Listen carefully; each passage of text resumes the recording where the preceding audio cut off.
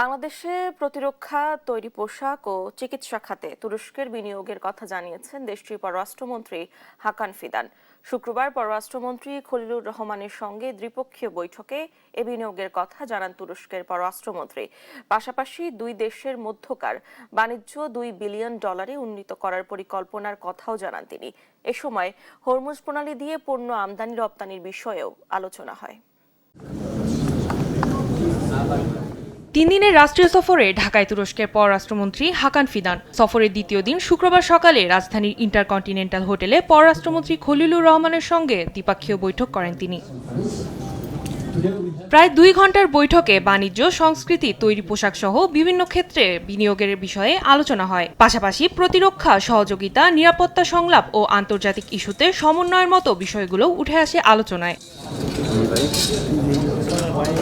বৈঠক শেষে দুই দেশের মধ্যে সংস্কৃতি বিষয়ক সমঝোতা স্মারক সই হয়। পরে যৌথ বিবৃতি দেন দুই পররাষ্ট্রমন্ত্রী। খলিলুর রহমান জানান, তুরস্কের বেসরকারি খাতের বিনিয়োগকারীদের বাংলাদেশে আমন্ত্রণ জানানো হয়েছে। বাংলাদেশকে স্বাবলম্বী করার লক্ষ্যে রপ্তানিমুখী পণ্য আধুনিকায়ন করতে পোশাক খাতে তুরস্কের বিনিয়োগকারীদের সহায়তা নেওয়া হচ্ছে। এছাড়া দেশের চিকিৎসা খাতকে যুগোপযোগী করার জন্যও তুরস্কের প্রযুক্তি ও অর্থের ব্যবহার করা হবে। দেশের নিরাপত্তার জন্য প্রতিরক্ষা খাতে তুরস্কের বিনিয়োগ বাড়ানো হচ্ছে।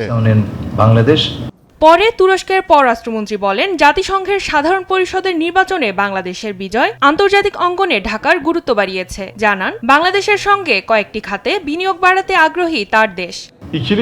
দুই দেশই বর্তমানে 1.3 বিলিয়ন বাণিজ্যকে দ্রুতই 2 বিলিয়নে উন্নতি করতে চায়। বিশেষ করে বাংলাদেশের প্রতিরক্ষা ও চিকিৎসা খাতে বিনিয়োগে তুরস্কের আগ্রহ বেশি। আন্তর্জাতিক পরিমণ্ডলে রোহিঙ্গা সংকট সমাধানে বাংলাদেশের হয়েও আমরা আলোচনা করব। একই সঙ্গে হরমুজ প্রণালী দিয়ে পণ্য আমদানি ও রপ্তানির ব্যাপারেও বাংলাদেশের পক্ষে থাকবে তুরস্ক।